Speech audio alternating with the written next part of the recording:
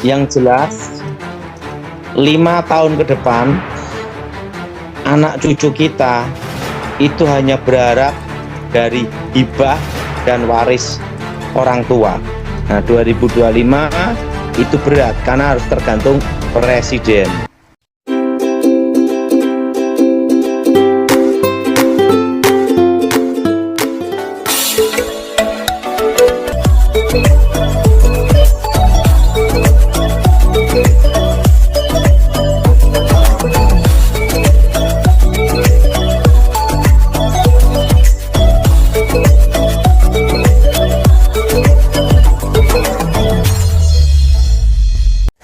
Salam jaya, lancar apapun yang kalian lakukan dan jaya dimanapun kalian berada. Guys, kembali lagi di Tia Channel, di channel informasi yang tentunya selalu menyajikan informasi-informasi menarik buat kalian semua. Apa kabar kalian semua?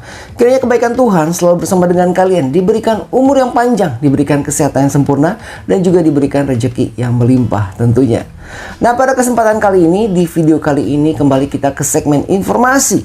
Informasi kali ini datang kembali dari Daud Tony. Pernah nonton video Daud Tony? Apakah ingat Daud Tony? Siapa Daud Tony? Ya, Daud Tony adalah seorang dukun, dulunya dukun dan kini sudah bertobat ya. Nah, kalau misalkan kalian sudah pernah nonton video-video Daud Tony sebelumnya, beliau suka berbagi atau sharing atau bercerita atau memberikan pendapatnya atau memberikan apa ya istilahnya ya,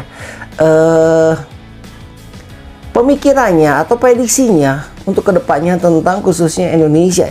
Nah, kali ini di video kali ini tentunya Pak Daud Tony ini akan membahas kembali tentang apa yang terjadi di akhir tahun 2023, kemudian tentang pemilihan juga di 2024 pemilihan presiden, kemudian juga apa yang akan terjadi setelah pemilihan presiden berlangsung, dan juga di 2025 tentang ekonomi, terutama tentang krisis yang akan terjadi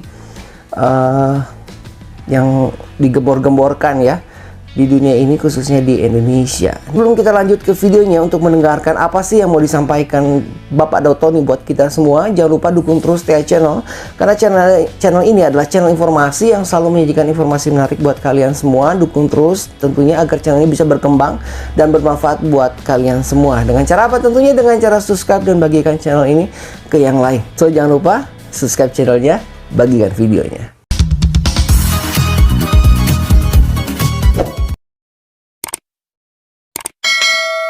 Oke guys, seperti yang tadi saya bilang ya, bahwa pada Tony di video kali ini ingin berbagi dengan kita atau ingin memberikan pemikirannya tentang Indonesia, khususnya tentang krisis yang akan terjadi, tentang pemilihan presiden di 2024, kemudian juga tentang apa yang akan terjadi nanti di 2025.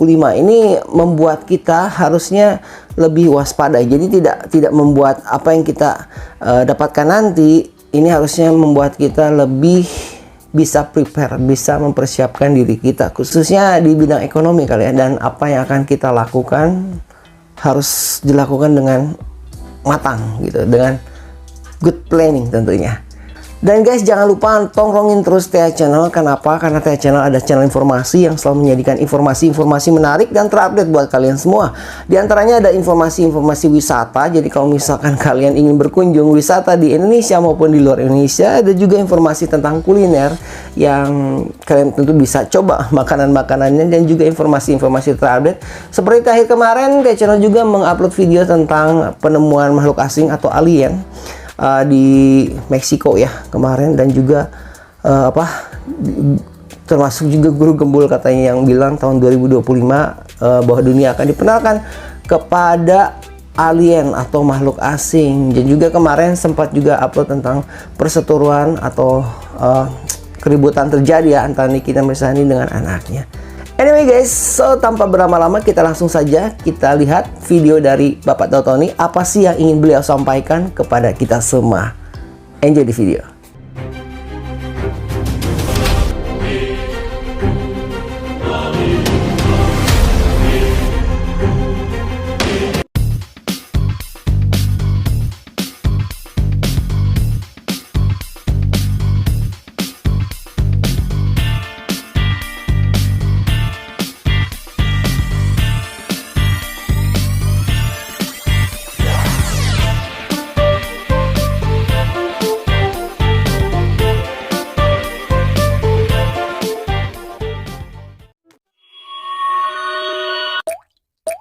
Nah.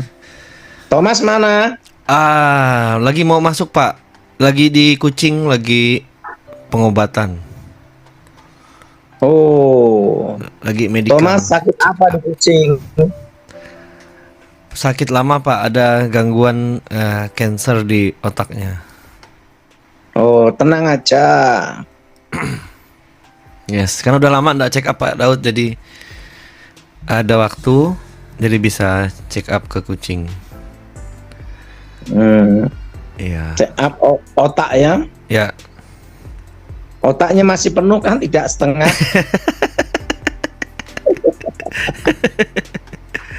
Betul?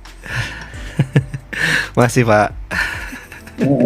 Penting penuh. Tidak kurang setengah on gitu. Yes. Masih normal, haleluya. Oke, Mana nih Thomas? ada info apa Pak Daud? Nah, ini saya beritahu ya semuanya. Nah, kan rencana PPN itu akan naik 12%. Akan naik berapa nih? 12%. Itu di tahun 2025. 2025 ya Pak. Kenapa 2025 Pak? Rencana kan itu. Oh, bukan 10 ya? Sekarang kan 11. Ya. Akan naik 12. Nah, dan disitulah daya beli masyarakat turun. Nah, daya beli masyarakat apa? Turun.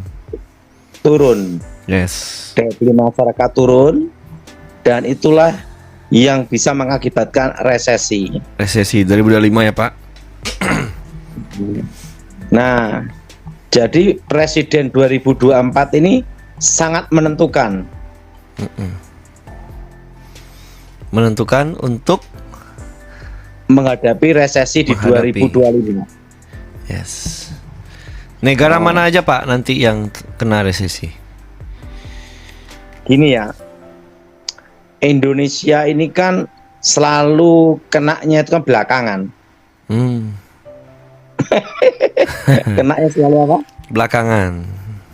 Tapi resesinya Indonesia ini tidak parah seperti negara-negara lain. Oke. Karena sumber daya alam. Alam kita ya Pak. Iya, sumber daya Pak. Alam. Yes. Jadi di 2025 itu tidak terlalu berat. Yang berat itu hanya kota Jakarta. Haleluya. Dan Surabaya. Kota besar ya Pak. Pokoknya Jabodetabek itu terasa. Oke. Tapi kalau Solo, Semarang, Pontianak, Tangerang aman-aman baik. Yes, puji Tuhan. Apa Abraham? Aman baik. Tetapi inflasi berat di 2025. Inflasi ya. Makanya perlu presiden militer. Itu alasannya Pak ya. Harus apa? Militer presidennya. Militer dan Yes. bisa mengendalikan keamanan. Oke. Dan sekarang harga beras sudah naik toh? Ya. Naik terus. Nah, harga beras naik. Nah, itu inflasi dah. Properti itu mulai merangkak itu naik itu di 2027. Oh, properti ya dari bulan 7 Pak ya. Ya. Sekarang baru slow down. Oke. Karena daya beli masyarakat turun. Yes. Nah, perlu Abraham tahu 10-15 tahun lagi. Berapa tahun, Bram? 10 sampai 15 tahun ke depan. Cina itu menguasai berbagai industri di Indonesia. Oh. Menguasai industri ya, Pak? Industri. Yes. Itu 10-15 tahun ke depan. Menguasai apa? menguasai industri di Indonesia. Nah, karena itu bisnis apa yang bertahan untuk kelanjutannya Bisnis apa, pada waktu Cina menguasai industri di Indonesia? Oke. Ini yang penting. Bisnis apa, Pak? Yang pertama yaitu pertanian. Pertanian. Karena basic dasar kita itu negara Bertani. agraris. Yes. Dan 10-15 tahun ke depan dunia itu akan banyak mengalami yang berbicara tentang krisis pangan. Oh.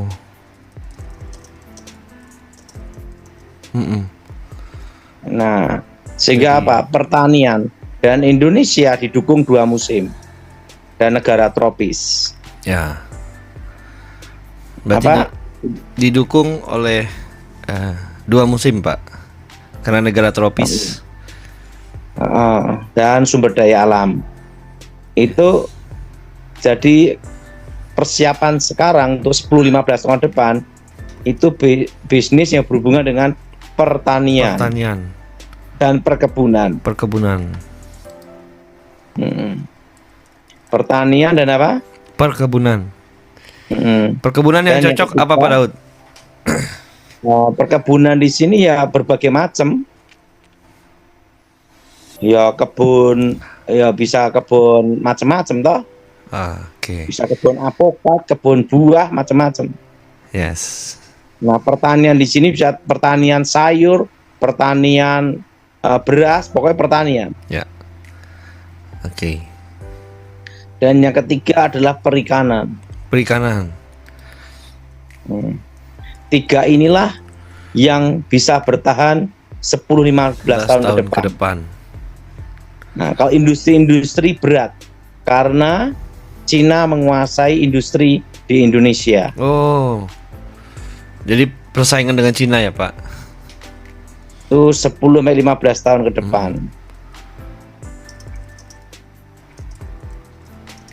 Yes. Yang jelas 5 tahun ke depan anak cucu kita itu hanya berharap dari hibah dan waris orang tua.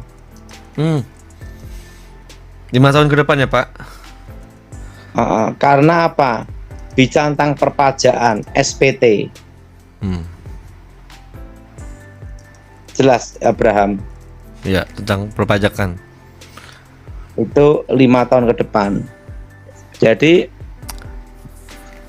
anak cucu kita berharap dari kita Yes. 5 tahun ke depan.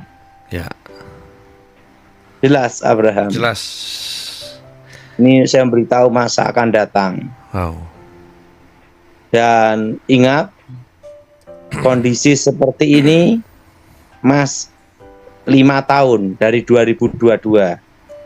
Jadi masih sampai 2026. 2026. Kondisi seperti ini. Hmm.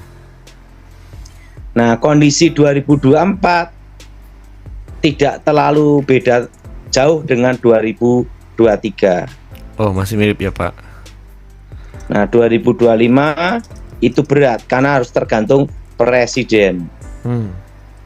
Presiden.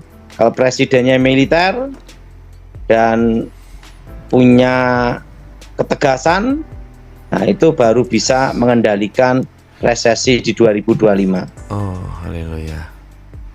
Jadi tergantung presidennya sekarang. Presiden ya, Pak? Kalau militer? Nah, kalau capresnya militer, presidennya militer, baru bisa mengendalikan keamanan semuanya dan kestabilitas ekonomi. Iya. Penting kan kalau dalam orang kerja, bisnis itu penting kan aman dulu toh. Aman. Ya, betul, Pak. Dan kedua ada kepastian hukum. Oke. Nah, itu akan terjadi di 2025. Makanya kita harus memilih presiden Indonesia, bukan petugas partai.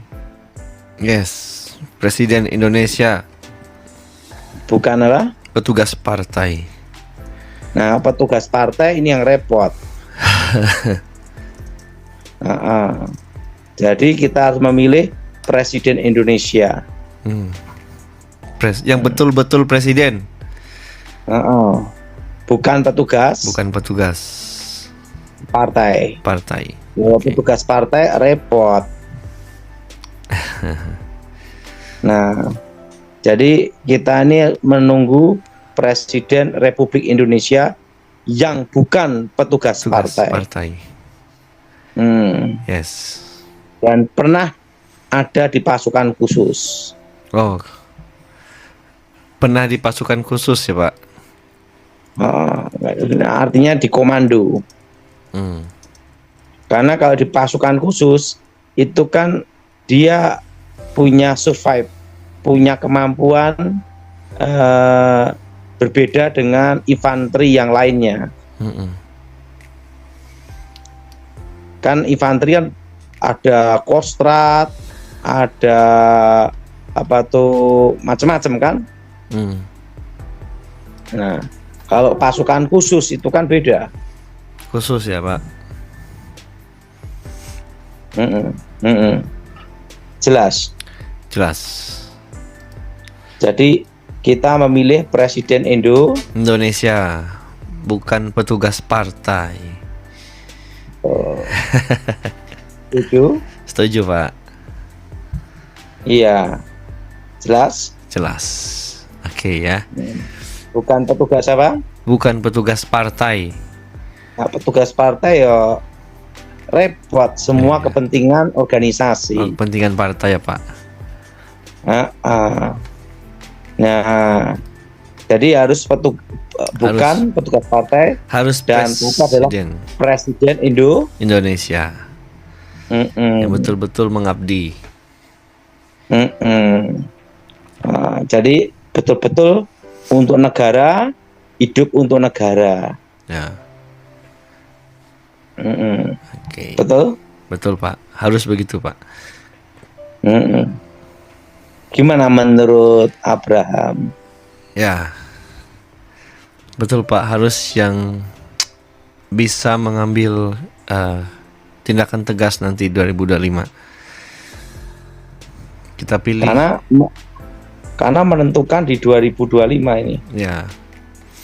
Nasib Indonesia di tangan. Seperti kata saya 1 tahun yang lalu, kalau keputusan MK ini goal, cawapres terkuat Gibran. Gibran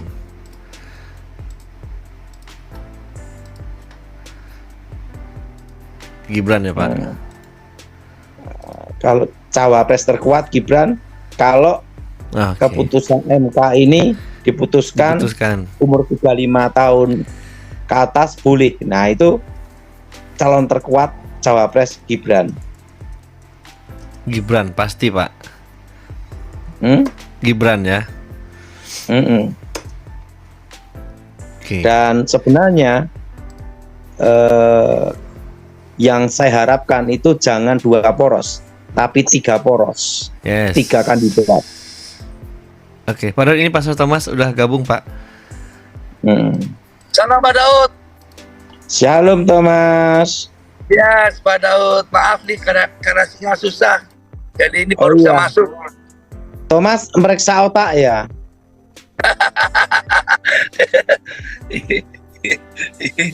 Tapi yes, otaknya kamu kan tidak berkurang 1 on kan? Tidak Pak Daud, karena ada Tuhan. Kalau kurang 1 on, nah, repot. Nanti saya nggak bisa nikmati siapa presiden kita yang pilihan Tuhan yang kita bahas sama ini Pak Daud. Iya. Gimana? Oke, Thomas. Iya Pak Daud. Saya dengar tentang Gibran Pak Daud. Memang wakil terkuat adalah Gibran ya Pak Daud ya. Dan itu saya adalah orang pertama di Indonesia tahun yang lalu mengatakan cawapres terkuat Gibran. Nah sekarang ini DPR lagi Mahkamah MK lagi membahas batas umur bawah dan atas Pak Daud. Sebenarnya untuk calon presiden Ya, itu tidak dibatasi umur, Thomas. betul Pak Daud. Tetapi harus pernah mengalami menjadi pejabat publik. Betul. Minimal apa Pak Daud? Bupati gitu masih bisa Pak Daud ya. Pejabat publik. Misalnya gini, Thomas. Orang dikatakan dewasa, apakah harus di atas 17 tahun? Tidak Pak Daud, tapi berani ambil keputusan. Bukan gitu. Kalau orang tersebut punya anak, umurnya 15 tahun gimana? Yes Pak Daud. Apa tidak punya KTP? Punya KTP Pak Daud. Kan punya anak. Hah? Iya Pak Daud. Kan kalau dikatakan dewasa itu pernah menikah atau sudah menikah, Iya. betul? Karena bisa ambil tanggung jawab ya Pak Daud. Jadi sebenarnya batas umur capres cawapres itu harusnya minimal pernah menjadi pejabat publik atau Yes. pejabat militer. Yes. Setuju enggak, Thomas? Setuju Pak Daud. Setuju Pak Daud. Kalau misalnya gini, orang sama sekali tidak pernah menjadi pejabat publik, matematika enggak lulus. Nah, Terus terusan jadi presiden gimana? Kan kacau. minimal dia harus sekolah minimal S1, S2. Betul enggak? Betul? Betul. Nah, Betul, kalau betul. misalnya umur menentukan calon presiden, lah misalnya usia 70 tahun, tapi tidak bisa baca tulis dan tidak pernah sekolah, gimana, Thomas? Repot Pak Daud. Ya, harusnya minimal pernah menjadi pejabat publik. Betul Pak Daud. Minimal apa, Thomas? Minimal pernah menjadi pejabat publik Pak Daud Intinya sudah punya pengalaman. dan punya pengalaman memimpin di publik. Itu pendapat saya, Thomas. Betul Pak Daud. Setuju enggak, Thomas? Setuju Pak Daud. Setujunya gimana, Thomas? Yes Pak Daud, setuju Pak Daud bahwa pemimpin calon presiden itu pernah memimpin di publik Pak Daud. Jadi punya sedikit Menjadi. pengalaman. Pernah mengalami di pemerintahan lah. Betul. Minimal tahun tata negara Pak Daud ya. Kan ada juga kan, Thomas, apa Ya. tuh sekolah Akmil, Akademi Militer, atau Akpol, Akademi Polisi. Kan Yes. harus minimal lulusan SMA. SD kan Betul, enggak Pak Daud. boleh. Betul Pak Daud. Betul? Betul Pak Daud. Harusnya minimal pernah menjadi seorang pejabat publik. Yes. Pak Betul? Daud punya insting kira-kira nanti wakil capres apa wapresnya siapa Pak Daud? ini insting Pak Daud ya, insting ya, insting Pak Daud. Sebenarnya ya ada berapa cawapres yang kuat ya, yang bisa mempengaruhi peta politik. Yes. Itu ada 3 cawapres. 3 cawapres. Siapa Daud? Pertama adalah Khofifah. Khofifah. Kedua adalah Mahfud kedua? MD. Mahfud MD. Mampu MD sekarang lagi digadang-gadang Pak Daud, lagi digadang-gadang banyak hal Pak Daud. Jadi Ketiga, cawapresnya siapa? ketiga Erick Thohir. Gibran. Erick Thohir. Oh, Erick Thohir. Tapi 3 ini Yes. paling kuat tetap Gibran. Sekalipun 3 orang yang saya sebut nama. Yes. Karena untuk memastikan program Bapak Jokowi dan kelanjutan dari infrastruktur yang dibangun Pak Jokowi. Amin. Karena ganti presiden, ganti selera toh. Iya Pak Daud. Ganti keputusan, ganti kebijakan kan gitu. Nah, kalau cawapresnya Gibran kan mentornya tetap Pak Jokowi. Betul. Nah, kalau analisa saya ngomong tentang cawapres terkuat Gibran itu kan udah setahun yang lalu. Iya. Ya. Siapa Ini Daud? saya nunggu dari pihak Pak Ganjar, saya nunggu pihak dari pihak Pak Anies untuk bisa ngobrol bareng di sini. Siap Pak Daud.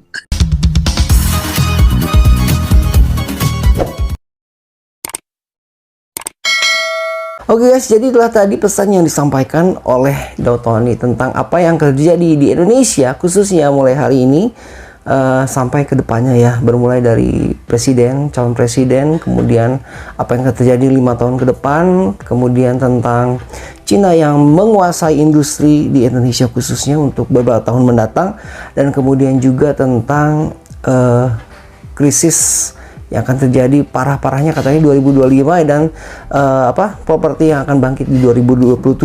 Jadi banyak sekali hal yang beliau sampaikan untuk kita semuanya. Jadi ini bukan jadi suatu bahan perdebatan atau apa, tapi kita bisa ambil yang baiknya dan kita simpan dan kita buang yang buruknya. Dan tentunya apa yang beliau sampaikan ini bisa memotivasi kita untuk diri kita agar kita bisa mempersiapkan diri kita lebih baik lagi, lebih matang ke depannya. Prepare yourself. So guys, itulah tadi video yang bisa saya sharingkan dari Bapak Daud Tony. Mungkin sampai di sini video kita kali ini. Kita akan bertemu lagi di next video tentunya dengan informasi-informasi lain yang tak kalah menariknya. Dukung terus TH Channel tentunya untuk perkembangannya. Dengan cara apa? Dengan cara subscribe dan bagikan video-videonya dari TH Channel kepada yang lain, agar channel ini tentunya bisa berkembang dan bermanfaat buat kamu dan juga buat yang lainnya. Kita akan kembali tentunya dengan video yang luar biasa.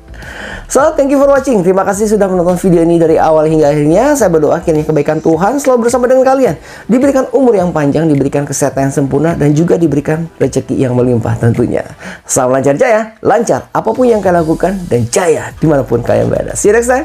Bye-bye. Ciao.